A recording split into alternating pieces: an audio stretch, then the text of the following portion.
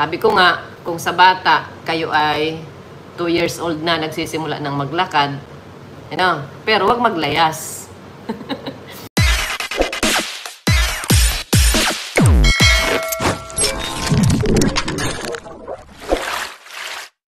Okay, mga kalingap, isang mapagpalang umaga, tanghali, gabi po sa inyo lahat. Sana po ang lahat ay nasa mabuting kalagayan at ligtas po sa anumang kapahamakan. Sana po kayo dako ng mundo naroroon. Ako pumuli ang inyong likod, Maestro 21 TV, at sa ating video ngayon araw na ito ay panibagong reaction na naman po tayo. At ito nga po ay mula po sa naging pahayag po ni Ate Edna Vlog sa kanya pong naging live tungkol po sa Jomcar. Okay, ito yung sinasabi po niya, mga kalingap, na itong si Baby Carla ay layas.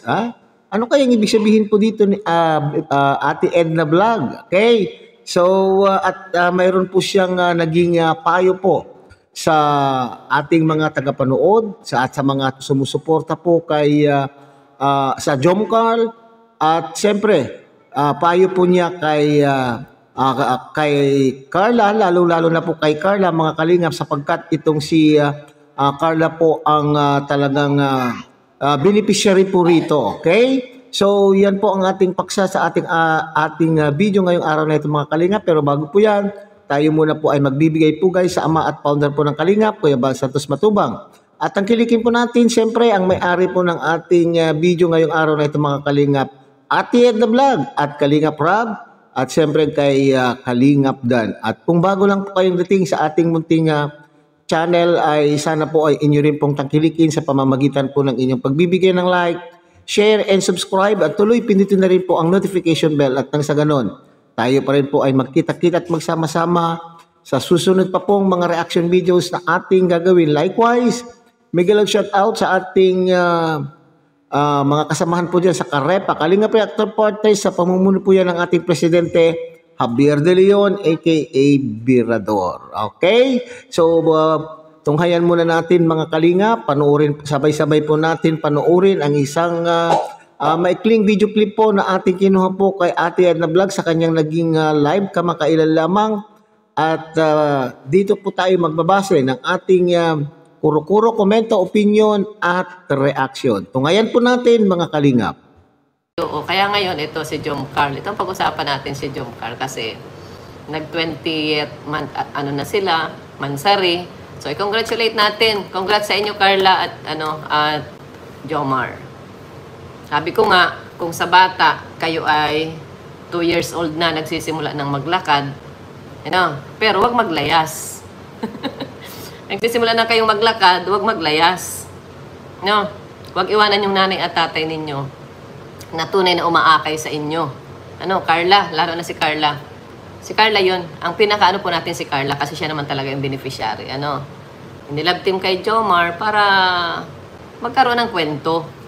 Tumuloy-tuloy yung kwento ng buhay ni Carla. So, yun. Kaya wag nating ipagpapalit na yung iba kasi ang nagiging beneficiary na yun ang K-Boys na hindi naman po dapat. Ang ating focus ay si Carla kasi siya yung beneficiary.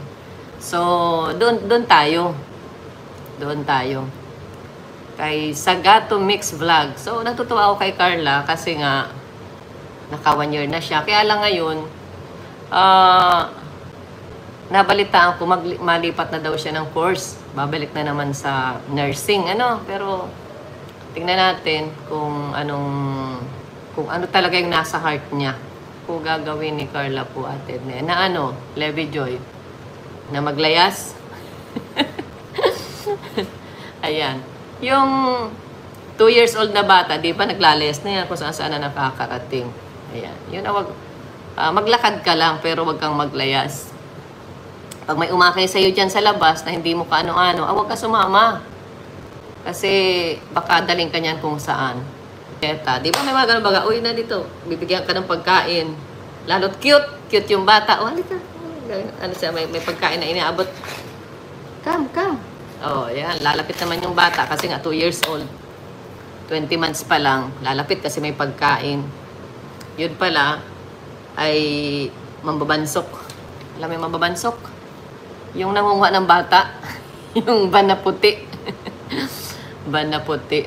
So, wag sama ng sama kung saan-saan, Carla. Dahil hindi pa kaya ng iyong paa. Baka pulutin ka kung saan. Sumama ka kay papa mo, kay mama mo. Kung saan ang lakad ni Kalinga Prab, doon ka. Kasi, yun ang totoong nagmamahal sa'yo. Okay, so yan na. Itong pahayag pala ito ni Ate Edna Vlog, mga kalingap, ay itong, okay, tama. Itong pagbibigay po niya ng advice sa Jomcarl ay ito ay may kaugnayan po doon sa pagdiriwang po ng Jomcarl ng kanila pong ng kanila pang 20th monthsary. So almost 2 years na po ang Jomcarl. Kaya nga po ito dito inihahalin tulad po ni Ate Edna ang edad po ng Jomcarl na para bagang kung ito ay isang bata ay unti-unti na pong nakakapaglakad na po. Kaya nga sabi po ni Ate Edna, huwag layas. Ano kaya yung pag sinabing layas? Huwag paalakad-lakad. Kasi sa isang bata na nag-aaral na po ng paglalakad, mga kalingap, ay ito ay kung saan sulok nakakarating.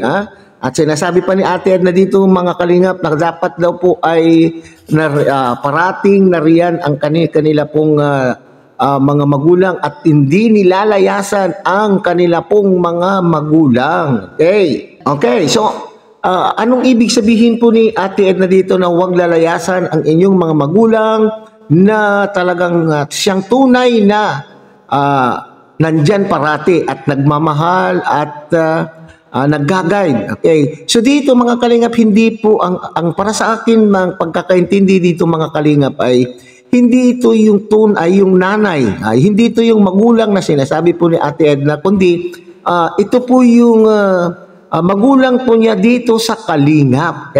So para bagang ang tono po ng pananalita po ni Ate Edna Vlog dito, mga kalingap, ay pagpapaalala, kasi baka mamaya ay matulad po ang Jomcarl ng mga nakaraang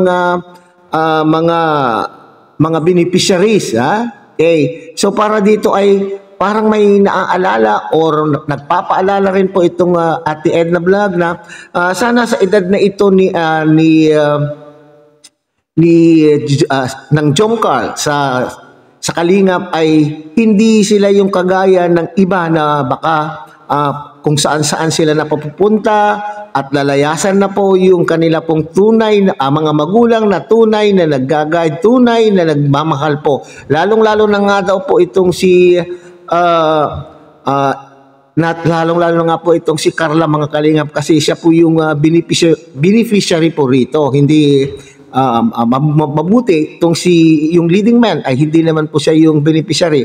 Ang concern dito po ay ang binibigyan po ng protection po ni Ate Edna dito, mga kalingap, ay si Carla, sapagkat siya po ang beneficiary. So bago po dito sa pahayag na ito, mga kalingap, ito ay pinaksa rin o tinalakay din po ni Ate Edna yung tungkol po sa ating mga taga-suporta na huwag masyadong panatiko. Okay, hindi naman po niya sinasabi na huwag tangkilikin ang love team. Lalo na itong mga love team, mga kalingap. Alam po naman po natin na itong mga nagdaang araw dito po sa loob ng kalingap ay may pangyayari po sa love team at talaga naman pong nasaktan.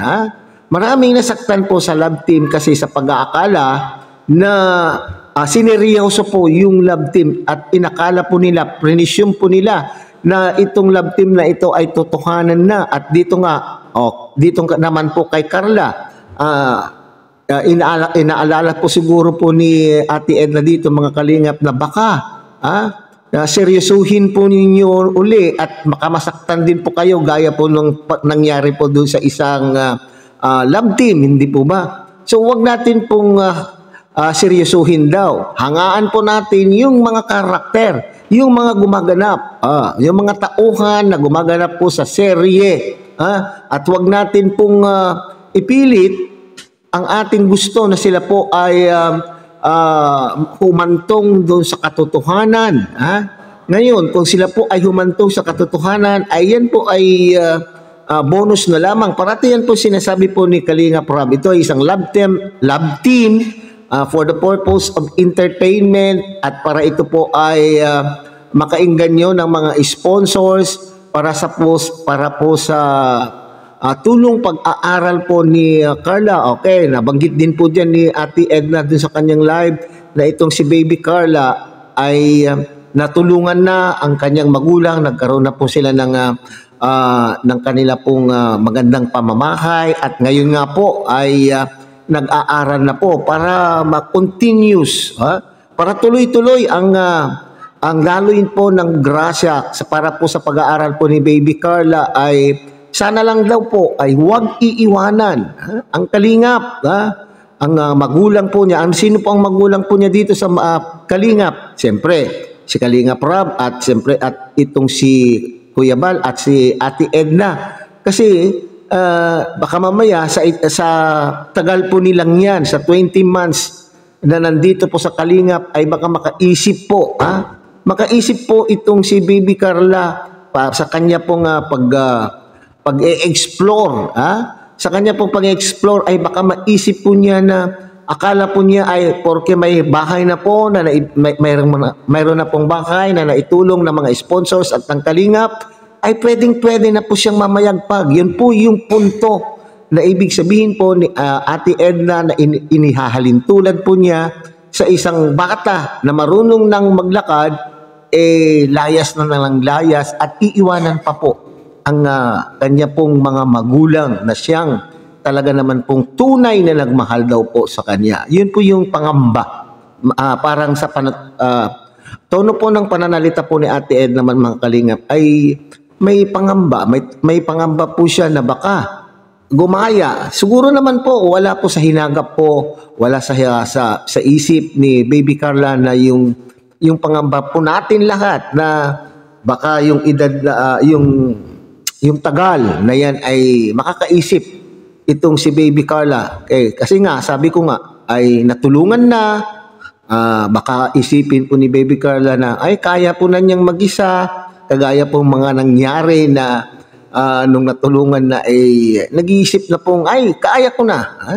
Kaya ko na ang sarili ko, kaya ko nang tumayo sa aking mga paa, at kaya ko na pong proteksyonan ang aking sarili. Yun po yung pinupunto po dito ni Ate Edna mga Kalingap. Anong ibig sabihin po dito mga Kalingap at Ate Edna? Baka daw sa kalalakad mo at may nakilala ka sa labas at inakay ka at hindi mo ito kilala, baka masama ka, di ba? Baka sumama ka. Anong ibig sabihin po dito ni Ate Edna? Ito yung mga wakwak mga Kalingap.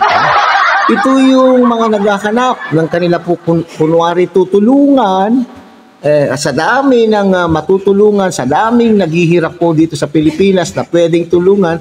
Ay bakit yung itong mga wakwak, bakit itong mga may tumutulong na ang kanila pong pinupuntirya, Tapos kapag hindi sumama sa kanila po ang beneficiary sisiraan po nila yung community na tumutulong po doon sa beneficiary. Bakit kaya ganitong mga wakwak na ito? So ito po yung paalala ni Ate Ed na vlog mga Kalinga pa. Maglakad ka at pag nasa labas ka at mayroong aakay sa iyo at may bubulong-bulong sa iyo at huwag kang sasama. Okay? Do not talk to strangers. Di ba ganun po ang sinasabi po natin sa mga bata mga Kalinga pa? Huwag kang sasama sa hindi mo kakilala at huwag kang makikipag-usap sa hindi mo kakilala lalo sa panahon na ito. So yan, ito po yung sinasabi ko na wakwak. Ito yung tinutukoy po ni Ate Edna dito ay yung mga wakwak na umaaligid sa mga community. Hindi lamang na po sa Kalingap community, mga Kalingap, kundi ganun din po sa iba pang mga community. Okay, so napakaganda po mga Kalingap ang paayo po ni Ate Edna kay Baby Carla at the same time doon sa kanilang sa tandem o sa love team, sa Jomcar love team. So yun ay napapanahon po yung advice po ni Ate Edna po dito kay Baby Carla na sana lang po o hindi makakapag-isip-isip o hindi makaisip itong si Baby Carla na lumayas o umalis. Okay. o baka siya po ay maingganyo doon sa mga susutbang ang ginamit ni Ate Edna na term diyan sa mga nangunguha ng bata sa na nasa puting bana. Wag daw maingganyo na kung ano ang kanila pong ipapangako. Halimbawa, papakitaan ng kung sa bata, na aktual na bata, pakikitaan lang ng pagkain, candy, ay sasama na. O dito naman po, kung ano yung mga pangako na sinasabi po ng mga wakwak na ito ay sana ay wag masilaw. Wag masilaw. Sino lang daw po ang dapat samahan at sino ang tunay na nagmamahal po sa kanila pong mga kagaya sa kanila po na beneficiaries. Sumama ka lang, pagtiwalaan mo yung iyong mga magulang at siyempre at the same time ang kalingap na siyang tumulong po sa inyo. Yan po yung paalala. So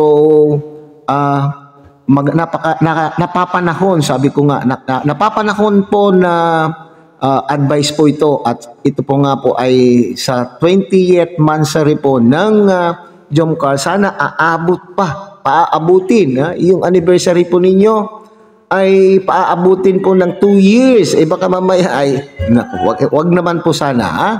So yan po ang naging payo po ni Ate Edna Vlog sa Jomcar. At sana po ay hindi maisip ni Carla kung ano po yung nasa isipan po natin. Alam po naman natin, mabait na bata itong si Baby Carla. At the same time, ang kanya pong mga magulang ay talaga naman pong, anong tawag po dyan, ay malaki ang kanila pong pagtitiwala sa Team Kalingap.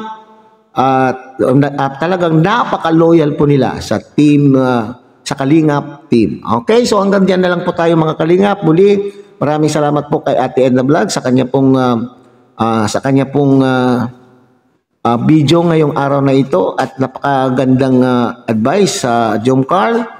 At muli, tangkilikin po natin Kuya Bal Santos Matubang, Kalingap Rob at Kalingap Dad. At muli, pinakikiusapan po kayo na sana po ay inyo rin pong tangkilikin ang munting channel na ito sa pamamagitan po ng pagbibigay niyo po ng like, share and subscribe at tuloy pindutin na rin po ang notification bell at nang sa ganon ay magkita-kita at magsama-sama pa rin po tayo sa susunod pa pong mga reaction videos na ating gagawin.